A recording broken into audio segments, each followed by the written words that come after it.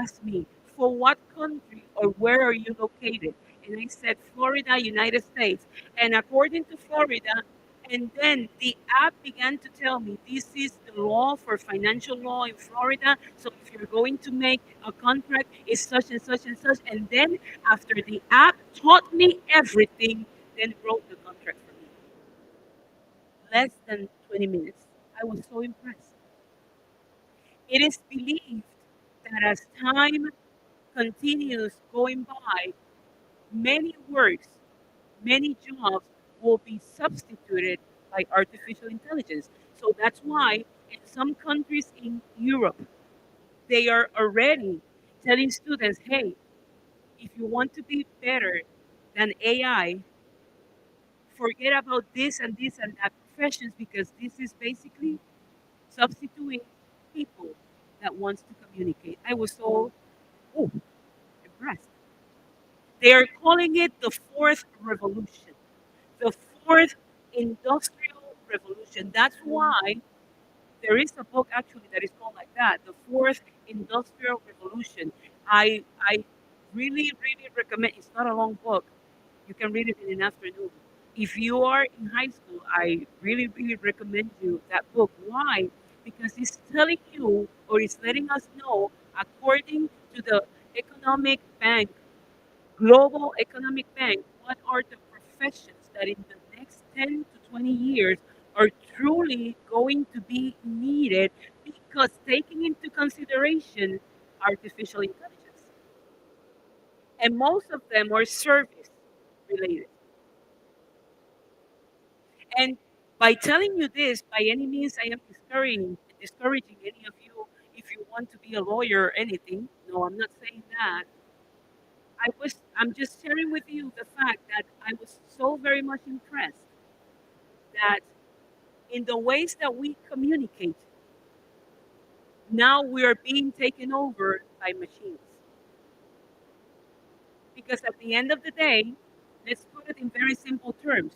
When I go to the Walmart or when I go to the Publix or wherever, if there is a machine in which I can process myself, my own groceries, that is one less salary that the company has to pay. It's one less person, one less salary.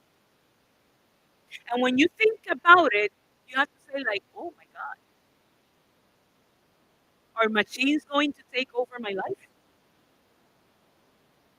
Am I going to be isolated or put into silo? That's the correct psychological word or expression or terminology. Am I going to be placed in silo so we, as human beings, are being just simply pushed to the side because there are machines that can do it more efficiently than us? It made me think. That class last night, I can wait for tonight because it was impressive. And then at the other side of it, I have to admit that I was impressed with the capacity that artificial intelligence has to do a whole lot of things. My homework, as we were finishing class and I was doing my homework last night, was to ask the app, the artificial intelligence app, ask to create a course. But then they told me, the teacher told me, the professor told me, the better and the more specific you give the instructions, the better will be the result. So I spent like a homework, like an hour or so thinking about what I was going or what I wanted to request the AI chat, chat GPT AI app. And when I finished formulating my question and I wrote it, I was blown away. Things that have taken me, things that have taken me years of study, they were resolved in less than 30 minutes. It was so good. What came from the app was so good that last night I almost never got to bed because I took it from the app as the app suggested. I made a few tweaks I presented it into my personal businesses, social media, and I began selling last night. It was so impressive. It was so impressive. So I am not against AI. What kept me thinking is, are we going to lose our ability and our gift to communicate amongst each others? And not only amongst each other here, are we going to finally lose our ability to communicate with God? Because at the end of the day, because we don't communicate very good amongst ourselves, we try many times to push into God her or his lackness of communication just because we are comparing our communication here on earth with the communication that we can have with God up in heaven. It got me thinking. It got me thinking until 2 in the morning. And appreciating, because once again, I'm not against any form of app or innovation, technological innovation.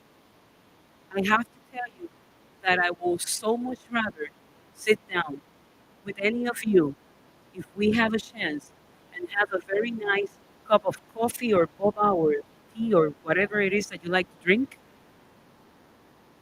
with homemade yogurt and homemade fruit salad and have a conversation face to face. Very cold, very refreshing.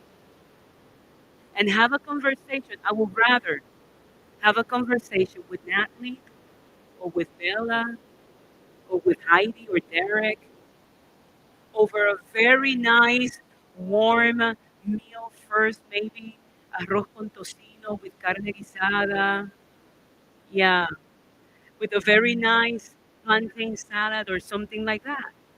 So much rather have that and have a real nice conversation than just simply rely on artificial communication or lack of communication now.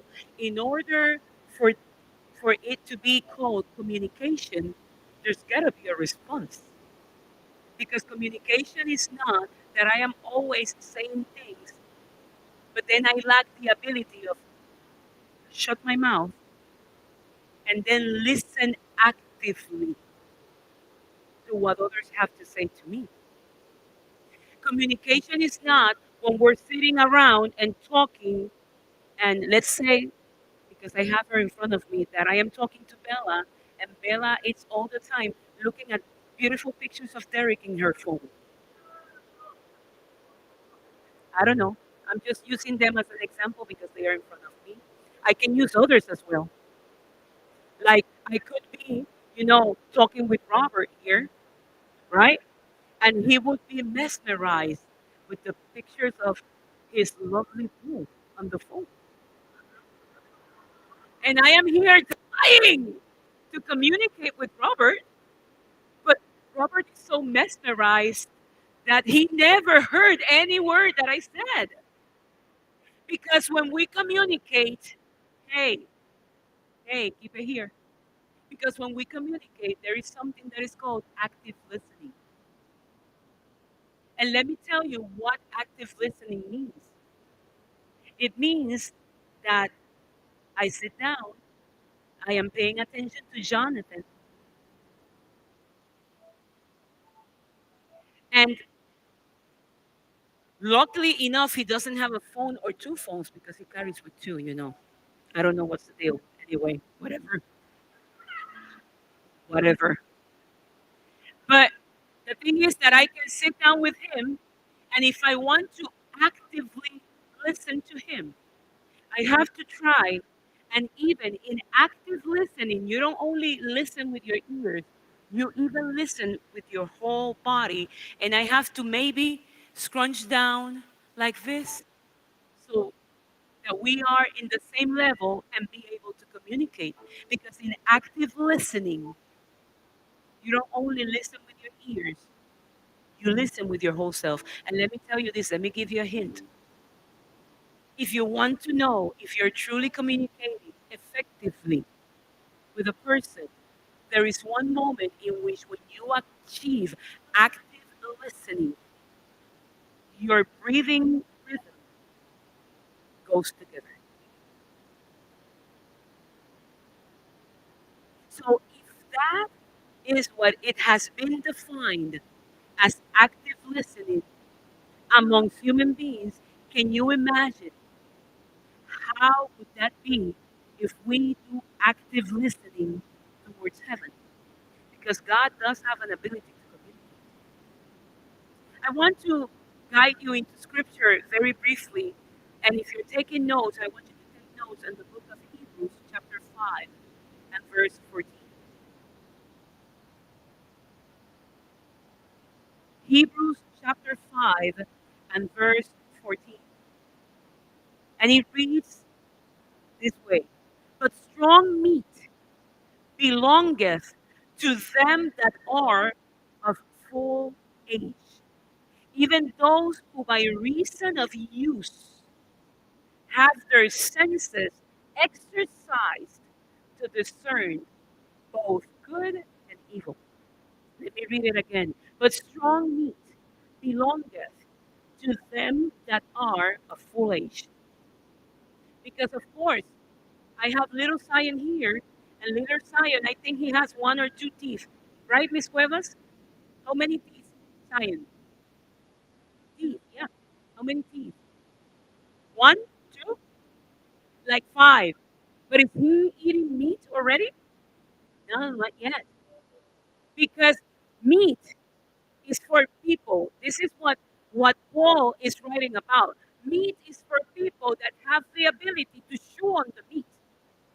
Meat is for people. And when you take that from that metaphoric image to our relationship with God, communication with God is for people that exercise their senses so that they can truly hear God.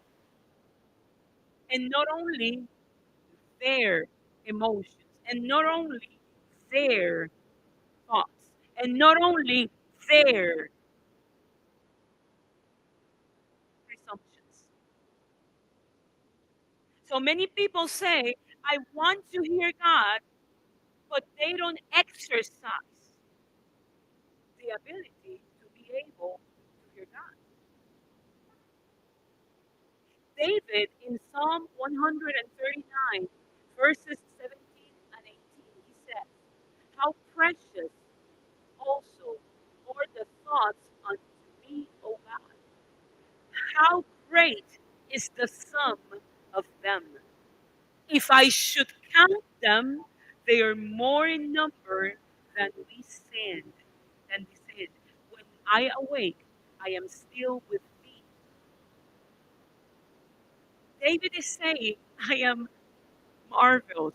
I am in awe of the way you think about me. Because when you truly communicate, you know what others think about you. So God wants you to know what he thinks about you. He wants to communicate because God, I want you to write in your paper ever so big, as big as you can, that God is a relational God. God is a relational God. God is not a transactional God. God is a relational God. Let me tell you what is the difference. A transaction is when you go to the ATM and you put in your card and you hit your numbers and the ATM gives you back money according to a transaction. But a relationship is not transactional. You don't love people because you want to use them. Let me say that again. You don't love people so you can use them. You don't love people so that you can manipulate them. I like this friendship here in front of me, Katie and Natalie. I've seen them, at least in my classroom, when it's good, when it's bad, and when it's ugly. I have laughed. You don't have an idea of how much. But even in the days that is ugly, I have seen that when the waters come down, they just simply accept each other for who they are. And that's just about it. So love has nothing to do with the days that you feel good or bad. When she loves you, he loves you because of who you are. And when she loves you because of who you are. And that's just about it. No matter the good, no matter the bad, no matter the ugly. So there will not be manipulation because, and I'm daring to say this according to what I've seen and what I have experienced. Kayleen is not loving Natalie to abuse Natalie. Natalie is not loving Kayleen to abuse Kayleen. They are just communicating. There are days in which the communication is great. There are some others in which, but at the end, it goes back to great. You get it? So God is not about making transactions with you. God is not about, oh, if you don't do this, I won't love you. I remember my son, when he was 13, he was failing a class. And he came to me very much concerned to ask me to help him with homework and to study. And I said, okay, let's sit down. And I noticed as I was studying with him that he was very unrattled. He was very concerned. He couldn't keep up with anything that we were doing. And I stopped and I said to him, tell me what's going on. And he said, you know what? It's that I think that you're going to be so mad because even though we're studying so much, I'm still feel and think that I am going to fail this test. And if I fail the test and I don't get a good grade, you're going to be mad at me. And I had to take the time at that moment to let him know I'm not going to be mad. I'll probably be frustrated. Yes, of course. Because I was not about to just tell him whatever to get over it. No, I practice with my children transparency. And I never requested my children not to ever do things that I did when I was young because, well, they got to have their own experiences. I set the boundaries. I taught them well. I taught them good. I taught them what's bad. I taught them what was evil. I taught them about God. I taught them about faith. But I told them also, you need to make your own choices. And these are the boundaries. And I set them up very, very clearly and straight. But I told him I am going to be frustrated. And I explained to him the reasons why I was going to be frustrated. But then I told him, but I do not love you because you have other bad grades. My love for you is not a transaction that you pay me with grades. My love for you is a choice that I make every single day of my life. That's why I adopted you. Because I wanted you to be part of who I am and of the life that I live. So God is the same way. God is not expecting from any of you to do something so that you can be loved by God. He already chose to love you. If He would have never chosen to love you, He would have never sent Jesus to the cross. So the choice that God has made for each and every one of you has nothing to do with talent, with grades. It has to do with a choice He made because of who you are. So when God communicates with you, it's because number one, He wants to be intimate with you. It brings communication with God, brings forth intimacy. When you have your best friend, when you have a person that you truly, truly trust and you can be transparent, you may know many people, but you're not transparent with everybody. Let me make a parenthesis here. There is a very well known preacher that I respect very much here in this nation. His name is T.D. Jakes. And he says that you put people in your life in three groups through all your life. He called them the three C's. The first C is the confidence. Who are your confidants? These are the people that know everything about you. They know the good, the bad, the ugly, and they know your monster and your gremlin as well. Because everybody here has a gremlin. Have you ever seen that movie? Yeah? Everybody here has a moment in which a little sprinkle of water will make something ugly came out of your back. Everybody here, even myself. But when you have a confidant, that person loves you even through your gremlin. That is a confidant. And he says, if by the end of your life you have at least three people that are like that in your life, you've been very much successful because those will never be the majority of the people surrounding you. Never. Those will be only a few. Then he says that the second group of people that you will have in your life are the constituents. And what are the constituents? I'm giving you advice and wisdom. The constituents are the people that they look as if they will walk with you all your life, but all they are doing is walking with you, but they have their own agenda.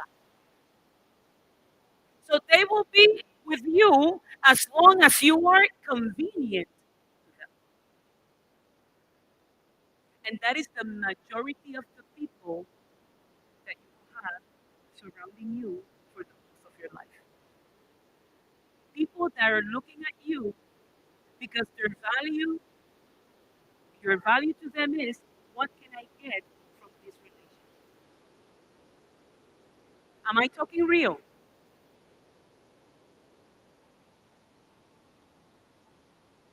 And I have to learn to deal with that. I have to learn to deal with people that will be surrounding me and all they are trying to get from me is something for their benefit. Growing up and getting mature has a lot to do with that.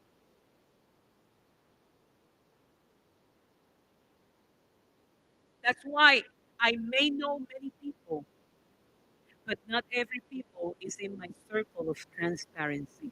My circle of transparency is only for those that are confident. And I'm telling you, it will never be more than three or four, ever. And then the last C, the third group, he says that you're going to be surrounded is your comrades. And these are people that you don't even like. These are people that you don't even like. I just don't like. But in certain moments and occasions, the purpose of those people in your life makes sense because for certain short moments in life, the both of you, even though you don't like each other and you don't have to like each other, but you are looking at the same things. And for that little season, you can walk together until whatever it needs to get done gets done, and then you go your way.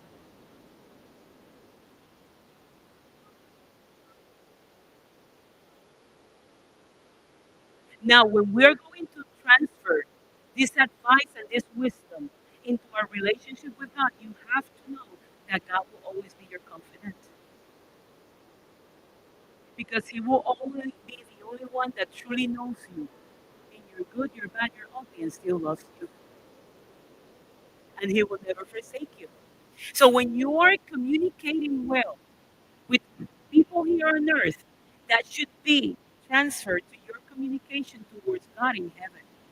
If you have people that you can share the intimate space of you, then you should have that same relationship with God in heaven because he wants to communicate. How do I know I have a good relationship and good communication? Because when I have communication, communications brings peace. When I have good communication, communication brings peace. When you feel, Robert, that you can truly trust somebody, even though you may have a moment in which you're really, really, really mad and angry, when that person comes before you, that person has a way to talk to you that gives you peace. Am I right? That is just not anybody. It's certain people, right? Because when you communicate well, you have the ability to discern, to separate an argument from a word of wisdom. And I'm giving you this word of wisdom and advice because we have to be better in the ways that we communicate. The third thing that hearing, the ability to communicate with God, hearing the voice of God into your life, is that it will give you a sense of purpose, a sense of intentionality. Because when we are walking around wondering and not really knowing where it is that we are going, we have a sense of restlessness.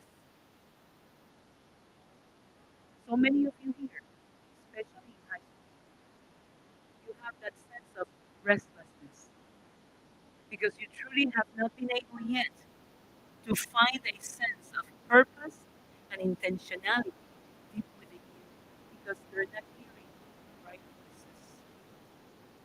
Maybe you're hearing too many constituents, but you're not hearing the best confident. And when you have that in your life, the fourth thing that it will bring to you, communicating with God, the voice of God will bring to you the fourth thing is that it will let you know a plan for your life. And let me tell you this, and I don't, I hate religion and tradition. I really do. A plan for your life has nothing to do with an angel coming down with a chauffeur in his lips and to do, and here's the plan, thus saith the Lord.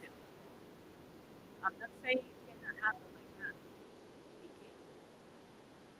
can. I experienced that when I was 7. And I experienced it again 5 years ago, the first time that I set foot in Africa. I had an angel come to me and speak to me. Just the same way that I am seeing Bella, I saw him. Very same way. It can happen. But the plan for my life is not that God sent an angel and you're going to do number one this, number two this, number three this, number. No. I had to sit down and really pay attention at what was going on in my life so that I can truly come up with a responsible plan and set foot onto accomplishing it. Whichever one works for you, because I am not here to say to you that you have to do it like this or that. I did what worked for me. I was a nerd, not even ashamed of saying so. And I had a very high expectation, academically speaking, so I set out for that. And my family and my close group of constituents and even confidants supported me through it. But the one that has to walk out her plan and struggle through it and work her back through it was me, nobody else.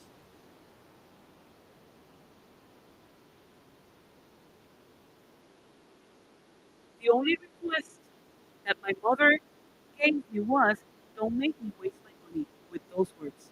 Don't make me waste my money. Because even though I had a scholarship, it didn't cover for everything. I was coming from Puerto Rico to the States to study. A credit here was $350. So a class for 3 credits add up 350 times 3, and then whatever result you have. I used to take 7 classes a semester, so that amount for 7 every semester of mine was almost 20,000 dollars. So my mother was working a lot to cover the rest of it. She told me, "Don't make me waste my money." That was my responsibility. She communicated very well with me.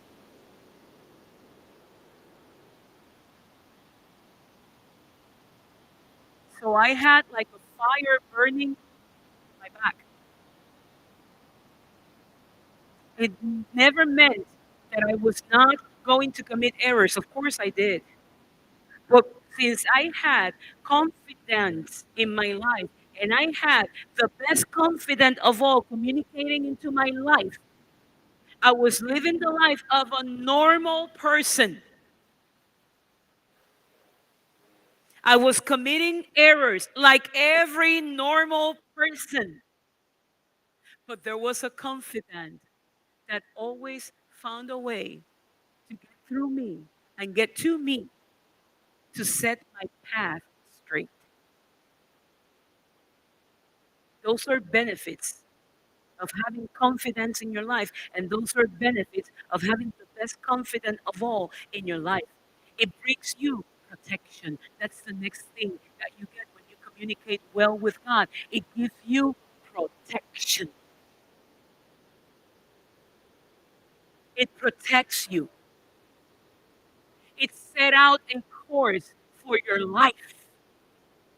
But whenever you are about to set your feet out of the way, it will come to you and it will tell you, hey, don't do it.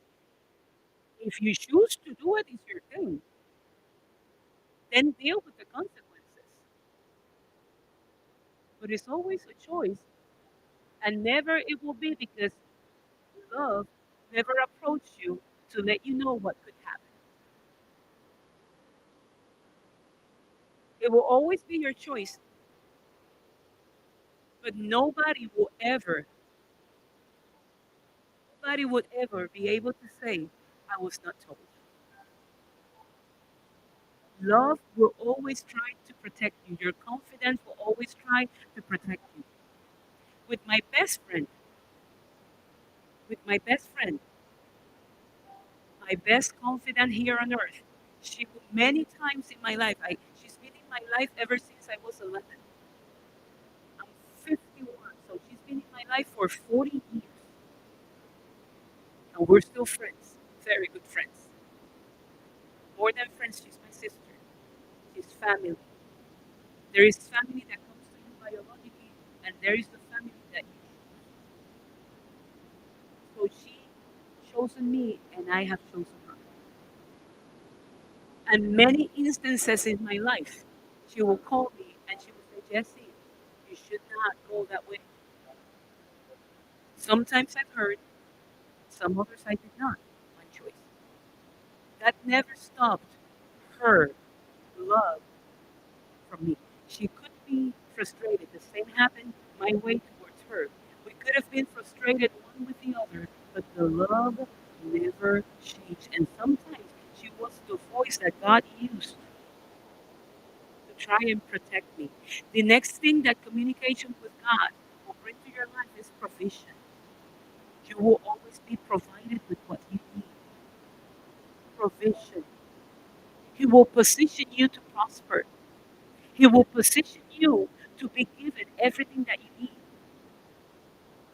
And the next thing that it will bring to you is transformation. Transformation.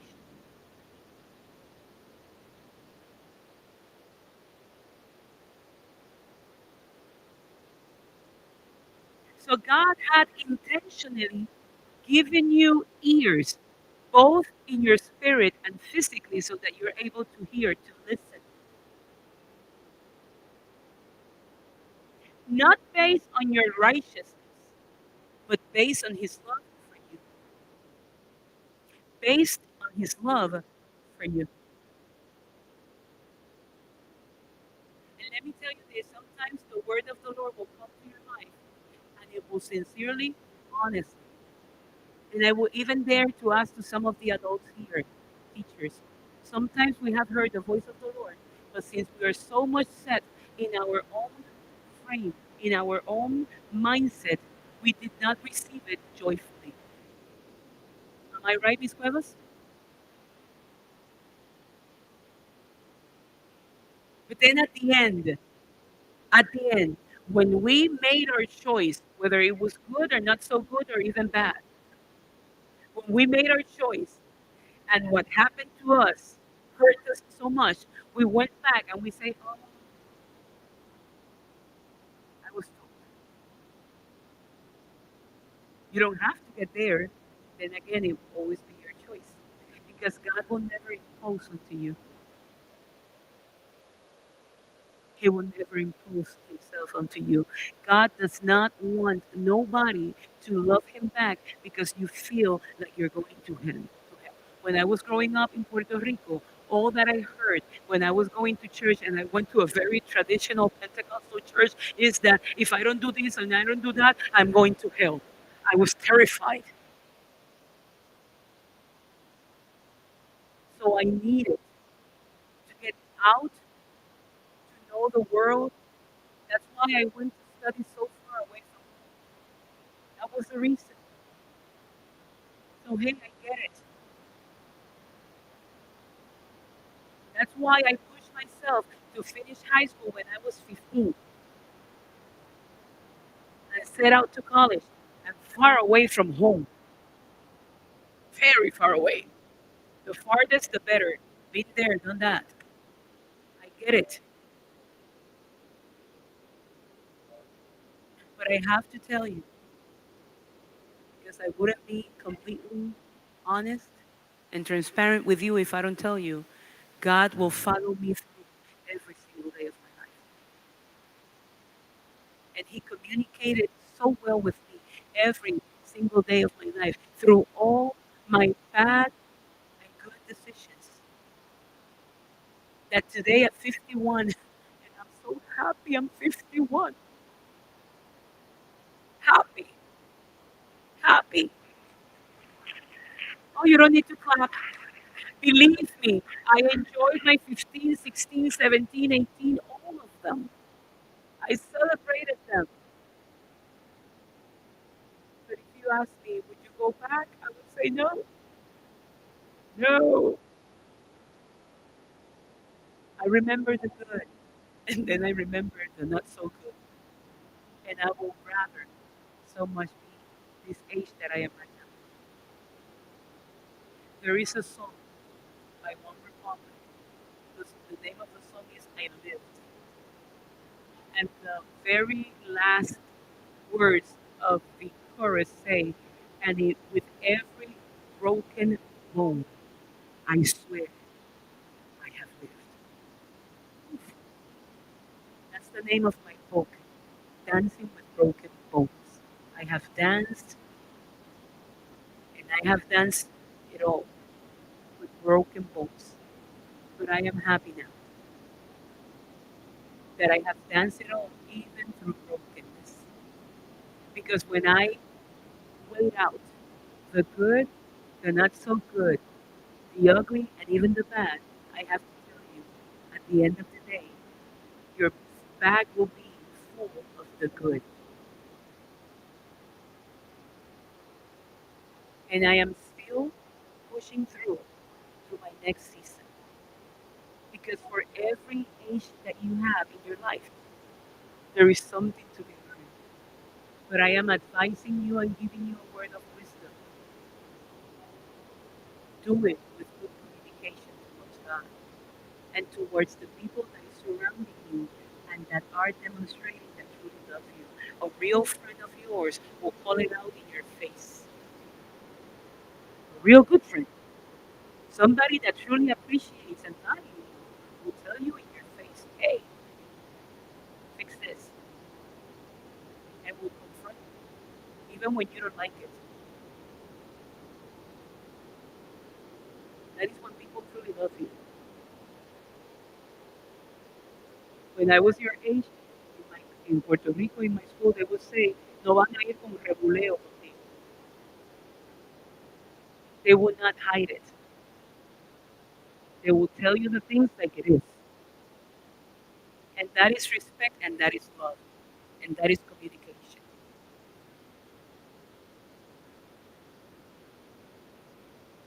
I just want to pray right now. It's almost time to go. Um, but I just want to pray right now, and I'm going to ask you if you're done with your notes, just put them away.